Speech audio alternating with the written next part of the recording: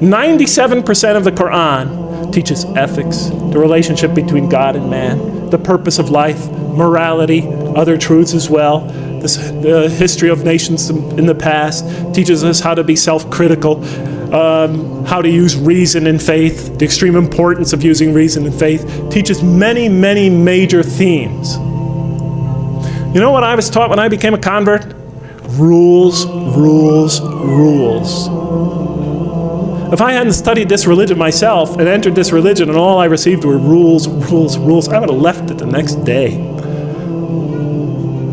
Thank God I read the Quran first. If we're going to draw these indigenous people, our own children, that second, third, and fourth generation, those converts and non-Muslims into this religion, let us begin by following the model established by God himself through his prophet Muhammad, peace be upon him. As he once said to Mu'adh bin Jabal on his way to take the dual leadership of the community in Yemen, he said, as you all well know, he said, first teach them that there is no God but God, and that Muhammad is his messenger. And when they have fully understood that, then teach them how to pray. And when they become consistent in that, and they've developed in that fully, then teach them about fasting during Ramadan. And then once they've accomplished that, then teach them what? About paying zakat and making the hajj. And so forth and so on. He said, make things easy for people and do not make them difficult, and inform them of the glad tidings and do not repulse them. I mean, you've all heard it before. You've all heard it before. Do we practice that here? We're trying to win these kids back over to this religion. We're trying to bring a community of people into listening to this religion. And the first thing we do is get them in that door. We tell them, okay, you cover your hair, you do this, get rid of the gold. Okay, don't do this, don't do that, don't do that. I don't mind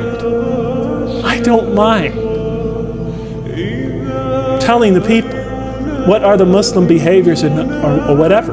But that's become we are obsessed with only that. I've attended Friday prayers for 20 years now in this country. And every Friday it's the same thing. The speeches are either political,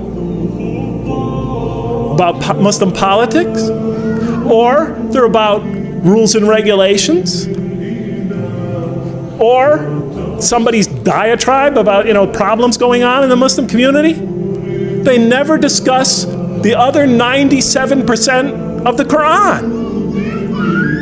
Virtually never. Or else it's just brief allusions to that. And be tolerant. When we bring people into our community, don't expect them to become Middle Easterners or, Arabs or Pakistanis or Sri Lankans the next day or ever even. Give them time to grow into the religion. Give them the space to grow. Give them the room to grow. Give them the right to ask. Give them the right to question. Give them time to develop. The Quran gave them 13 years in Mecca, and then slowly but surely brought them along after that. We always put the cart before the horse. Give them time. If our kids come to our community not so modestly dressed, it's better that they come than not come at all. We have to start, if they have this or that problem, if their behavior is not perfect from our particular perspective, it's better that they come and hear the message. It's better that they work out for themselves what it is to be a Muslim in America. Because that's the generation that's going to have to take this into the future. It's better for them to be among us than not to be among us. If the Prophet and his companions adopted our approach, there'd probably be no Muslims today. How about the time the man came and he urinated in the mosque in that famous hadith report? The companions were ready to kill the guy. The report says that they already had their hands on him. How do you know? Because the report says the Prophet said, let him go. Go get some water and pour it over it. You've been sent to make things easy for people, not to make them hard. Let's follow the Mecca plan. Let's just give it a try. Do I think, because I've said this to you today, you're going to go out and try it? No way, Jose. But if some of you here care about your children, if some of you care about the people of America, want to bring them this message, then I beg you to give it a try.